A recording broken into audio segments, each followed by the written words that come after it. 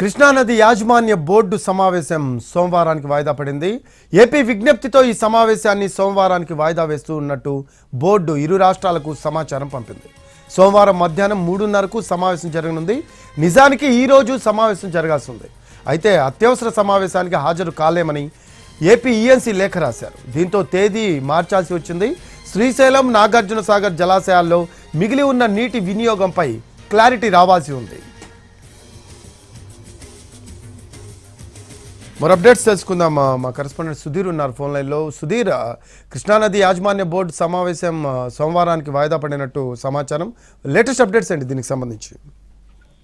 KRMB సమావేశం ఈ రోజు మధ్యాహ్నం 3:30 జల సౌదలో జరగాల్సి ఉంది. ఇందుకు సంబంధించి ఇరు రాష్ట్రాల ఇరిగేషన్ అధికారికి కూడా కేఆర్ఎంబి సమావేశం ఉంటుందని చెప్పేసి కూడా లేఖలు రాసింది. అయితే ఏపీకి అత్యవసర పరిస్థితులు ఉన్న నేపథ్యంలో ఏపీ ఈఎన్సీ చేసిన విజ్ఞప్తి మేరకు బోర్డు స్పందించింది.